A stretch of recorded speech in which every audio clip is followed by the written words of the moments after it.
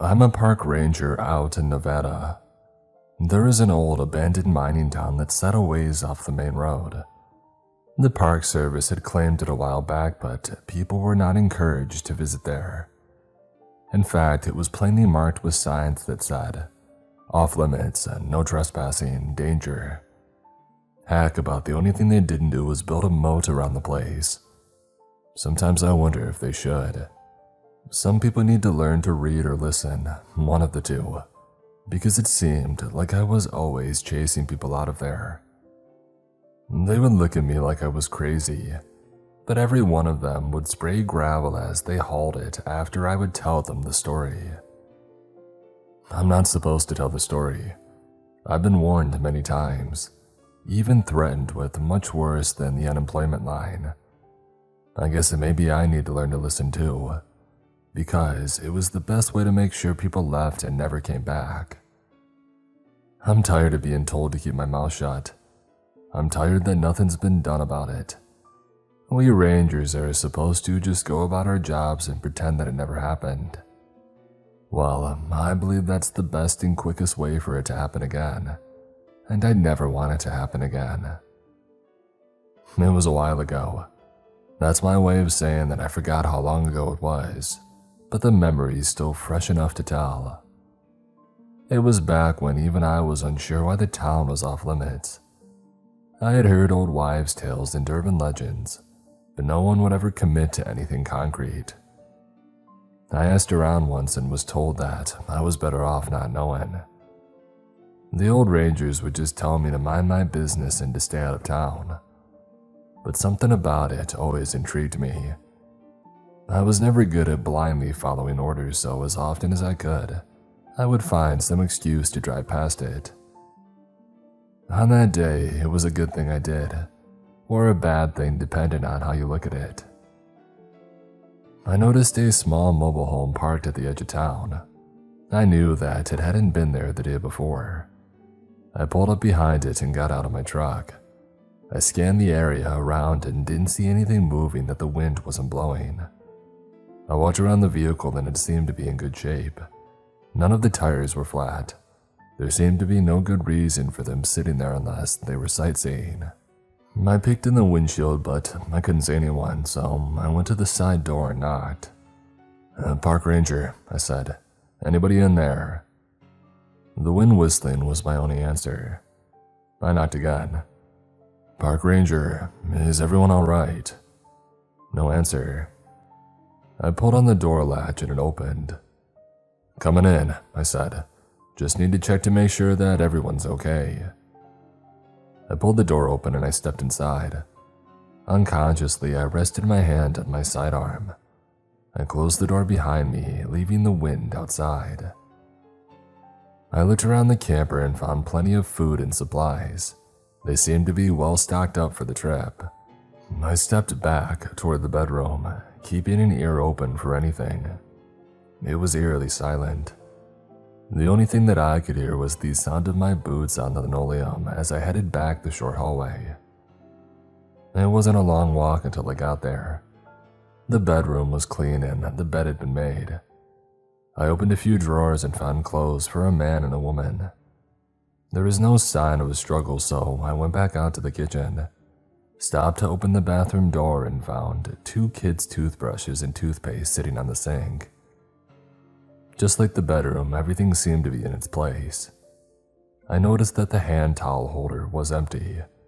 I looked on the floor to see if it had fallen, but the towel was just gone. I shrugged it off and I went back out to the kitchen. The table was still folded down into a bed, as these smaller models were known for. Scanning around, I was hard-pressed to find anything out of the ordinary, except for the fact that no one was there. I stepped outside and the sun had disappeared. It would be dark soon. I looked around, but I didn't see anyone. It was as if they had parked the camper at the edge of town and went for a walk. I stepped out of the camper and I turned to close the door.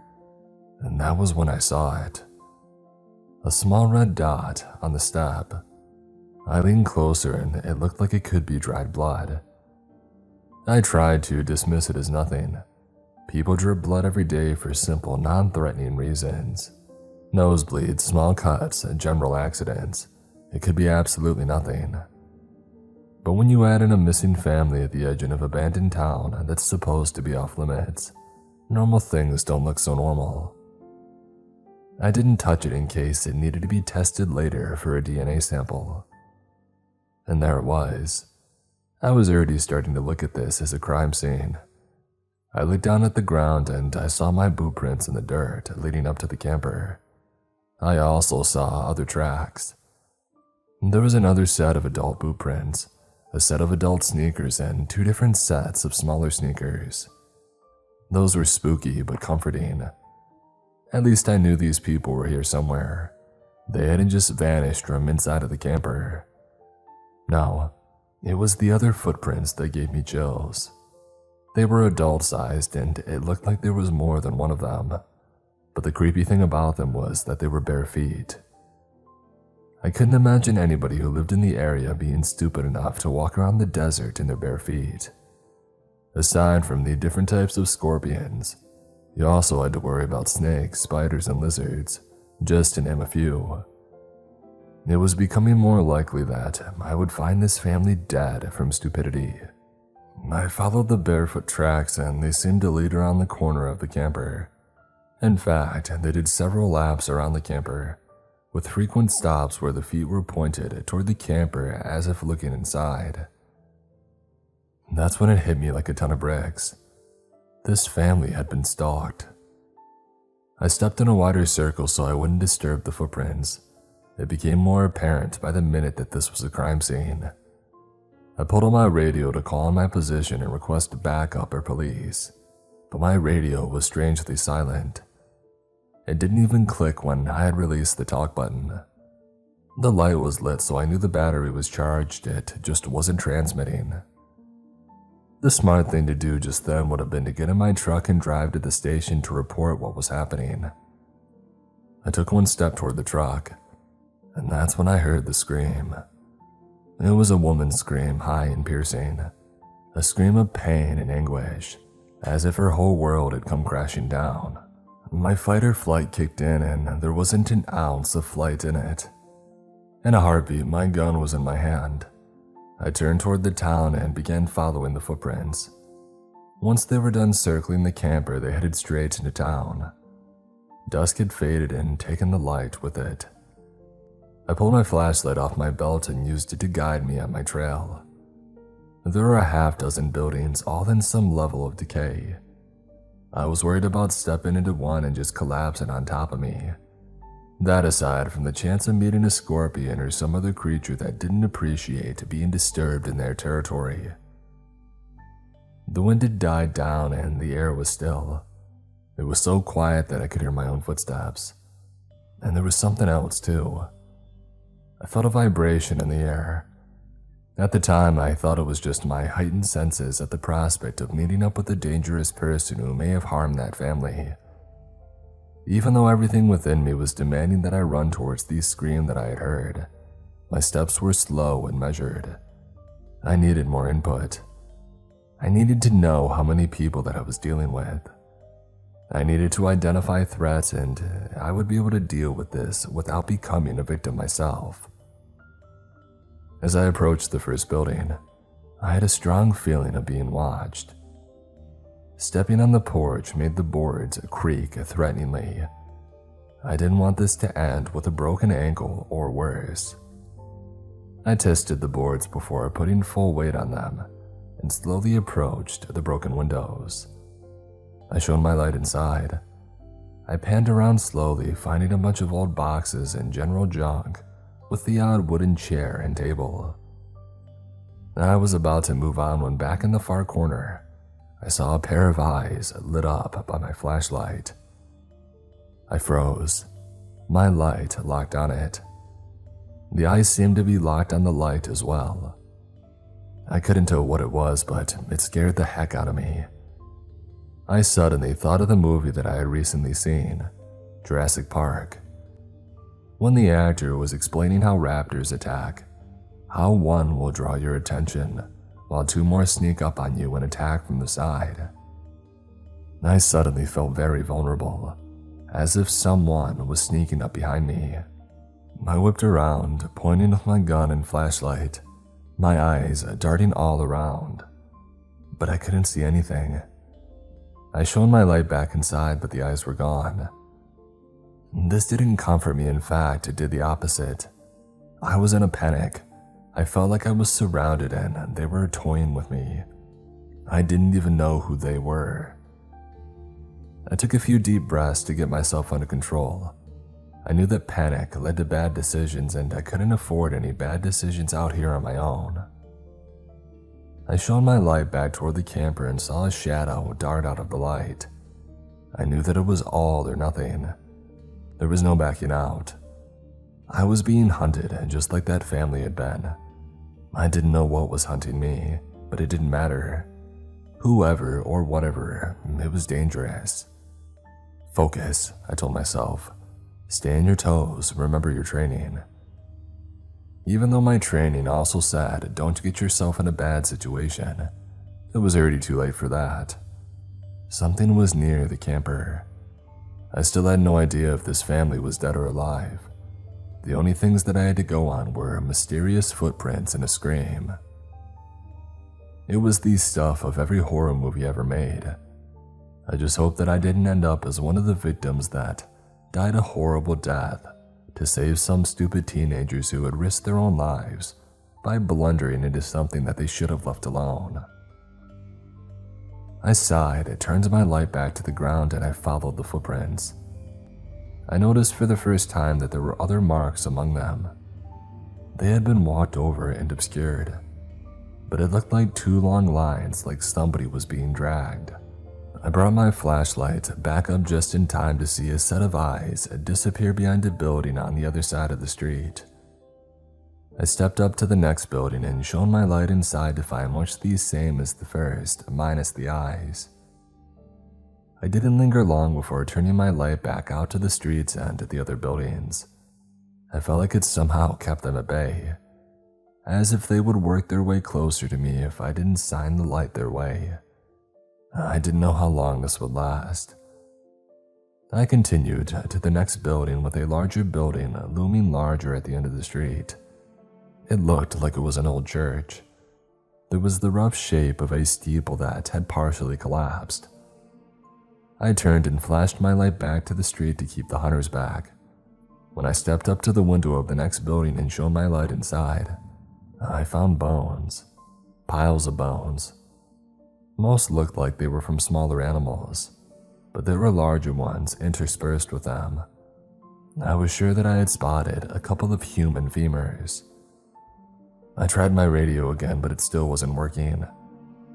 The vibration in the air was getting stronger. It was oppressive, like the pressure you feel when you're underwater. The stillness in the air had magnified any sound. I could hear the footsteps of somebody behind me, but when I turned, I couldn't see anyone. I left the bone storage building and headed for the last building at the end of the street, the church. I walked up to the doors and they were very plain. 2 wooden doors, no Gothic architecture, no cross. Just a couple of wooden doors that looked like they were about to fall off their hinges. I hesitated, turned, and looked back down the street. I knew they were there, but I couldn't see them. This was where they had been hurting me all along. I held my gun and flashlight at the ready, knowing that I was in for a fight as soon as the doors had opened. I took a deep and cleansing breath, and then I shoved the doors open. I shone my light all around, my eyes darting to all the dark corners, except they weren't dark. There were candles lit all around, and it was quite beautiful. It was also quite empty. There was no one there. Even empty and well lit, it gave off a creepy vibe. I mean, why do empty churches always do that? You would think that it would be the opposite. My senses went on high alert. I didn't trust it. It had to be a trap. As I continued to scan back and forth, looking for any hiding spots among the pews, I noticed that there was one person there. In the first pew, bent over so I could barely see them. I slowly made my way forward, head on a swivel as I approached the lone figure. When I was nearly there, it looked like they were barely breathing. I came around in front of the creature and I aimed my gun. She looked up at me. She was naked and her hands and mouth were bound. As soon as she saw me, she started screaming into the gag in her mouth. She was screaming so hard that her face had turned red. I reached down and slid the gag out of her mouth. "It's a trap," she screamed. I looked up and saw my worst nightmare. There were creatures, dozens of them. Each one looked vaguely human, but they were deformed. There was one that had one healthy arm and a second that was shriveled up. One had only a single leg but still managed to hop toward me. Another had no legs but used its arms to crawl on the floor. None of them had a full set of teeth, but they all had a look of hunger and rage in their eyes. And they came from everywhere. Some even crawled their way down from hiding places in the ceiling, like some horrific Spider-Man. They swarmed toward the front of the church. I looked around for anywhere to go, anywhere to hide, when I locked eyes on a door that looked like it was a closet. "Come on," I said, grabbing her arm and dragging her over to the door. "No, I can't, please don't make me," she said, tugging against me. "We go in here or we die," I said, cutting the ropes around her wrists and putting my jacket over her shoulders. She reluctantly came along with me as the horde of creatures were nearly on us.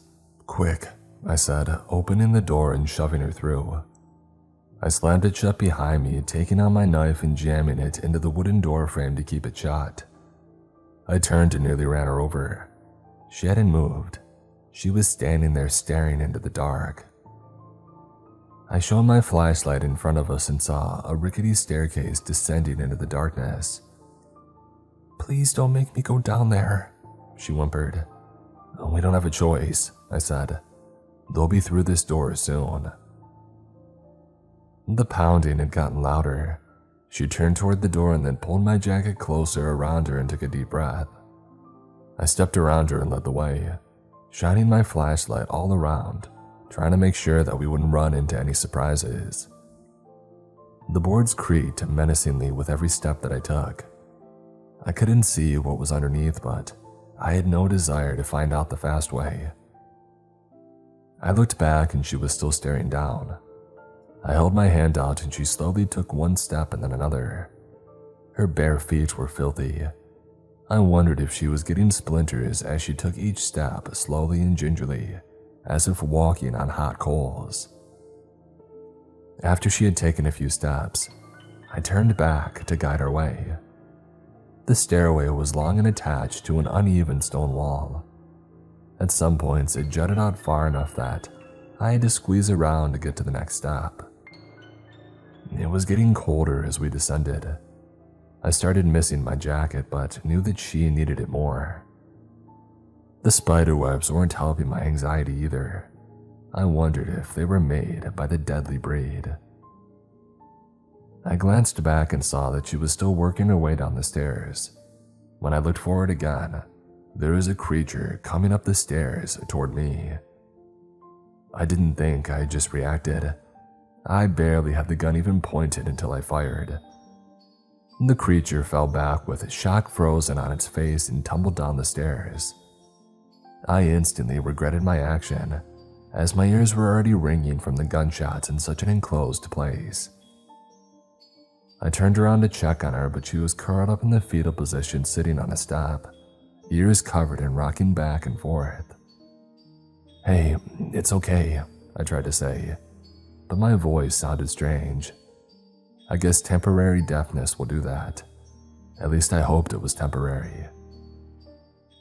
She didn't look at me. I wasn't sure if she had heard me, so I touched her shoulder and she immediately recoiled and climbed several stairs, backing away. I bent down to her. "Look, I know you're scared. I would be too. But if we're going to get out of this, we have to do it together. If I'm going to have to check on you every few steps, we'll be helpless if another one of those things attacks." "I don't want to go down there," she stammered. I looked ahead and then back at her. We have no choice. I turned and started down the stairs again. After around a dozen steps, I turned to see that she had stood and was slowly making her way down again. I kept going until I made it to the bottom and kicked the body of the creature out of the way. I looked around, but there wasn't much to see. It was a passageway made of these same rough-cut rock walls and a dirt floor. I turned to see her make it to the last step. Her eyes were wide with fear. I could only imagine what she had already been through. She looked away as she stepped past the body. I decided to make a little conversation as we walked down the endless passageway to get her to focus on something other than our situation. "You're from the camper, aren't you?" I said. She nodded absently as she stared at the floor. "Were you going on vacation?" Another nod. I saw the kids' toothbrushes in the bathroom sink. "How many kids do you have?" Her eyes glazed over. "Two boys." "And your husband is with you?" She nodded. "Where were you headed?" "Vegas." "What made you stop here?"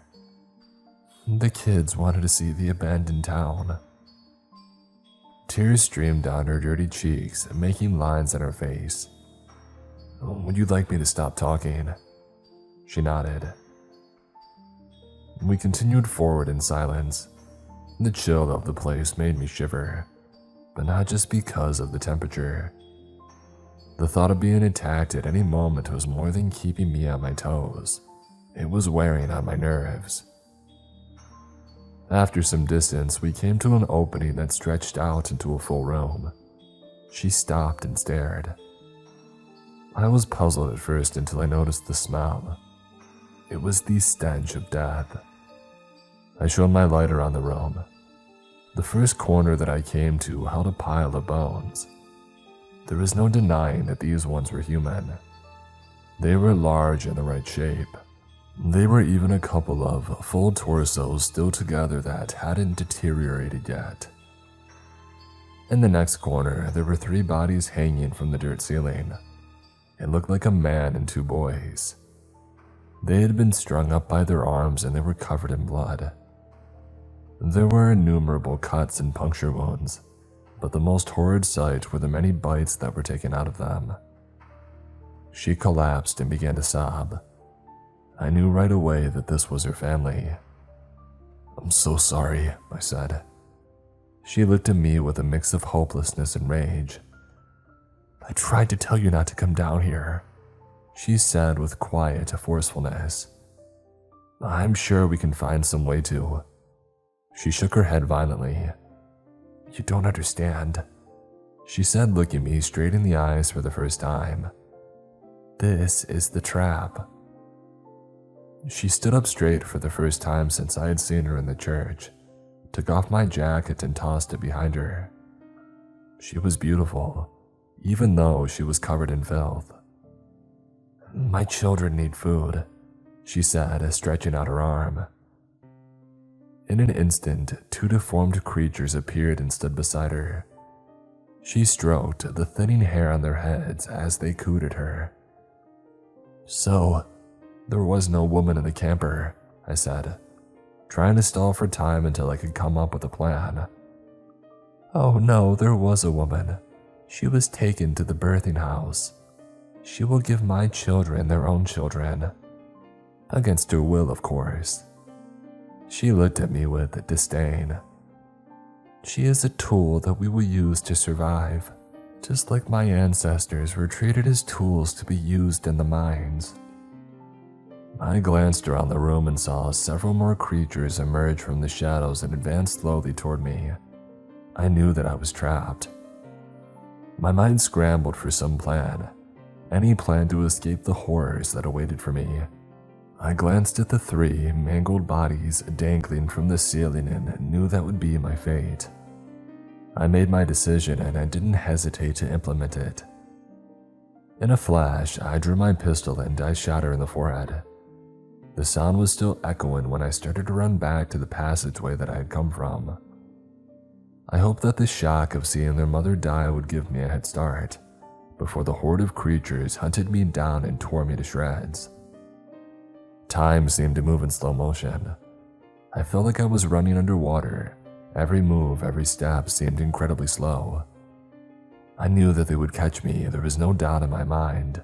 It was only a matter of time. The only thing that kept me from giving up was the sheer will to live. I swung the flashlight as I ran, making shadows jump and fly around. I arrived at the bottom of the stairs much sooner than I thought possible, and I threw myself up them two at a time, praying that I didn't trip. The horde was hot on my heels, and I could hear them getting closer. The grunts and snarls spurred me on even faster. I felt something brush against my heel, and I knew that I had to act. I didn't bother to look back. I fired 2 shots into the closest one. I heard the inhuman scream and the sound of falling bodies. I risked a glance back to see them all tumbling down the stairs. I breathed a sigh of relief as I reached the door and struggled to pry my knife out of the wood.